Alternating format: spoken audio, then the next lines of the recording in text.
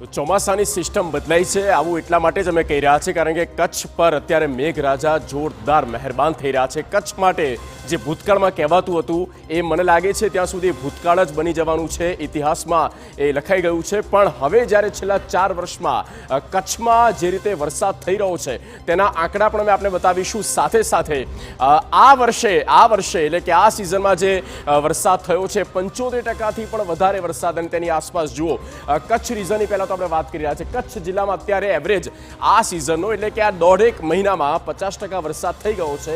એમાં સૌથી વધારે હોય તો તે ભુજ છે, ગાંધીધામ અને નખત્રાણામાં જુઓ 73% વરસાદ તો વરસી ગયો।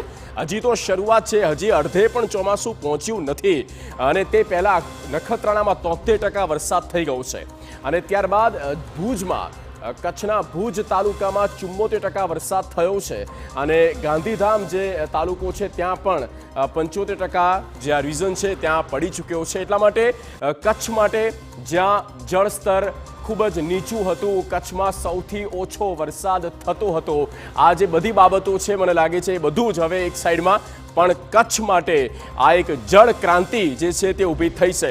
છેલ્લા 4 વર્ષના પણ જે આંકડા છે તે પણ અમે આપને બતાવવા જઈ રહ્યા છે। જુઓ કચ્છ રીઝનમાં છેલ્લા 4 વર્ષમાં જે વરસાદ થયો 2024 એટલે કે ટોટલ 188% વરસાદ આ વખતે માફ કરશો પણ છેલ્લા 4 વર્ષમાં 188% વરસાદ 2024નો 164% વરસાદ જે છે 2023માં અને 2022માં જ્યાં 186% વરસાદ થયો, 2021માં 115% વરસાદ થયો। એટલે કે આ આંકડો જે છે એ કચ્છવાસીઓ માટે એક રીતે જળ ક્રાંતિ તરફ ઇશારો કરી રહ્યો છે તેવું સ્પષ્ટપણે આપણે કહીએ, કારણ કે કચ્છ માટે જ્યાં એ વરસાદ ઓછો છે, પાણી રહેતું નથી, કોરો ધાકોર એ કચ્છ છે, એ બધી જ માન્યતા એ બધી હવે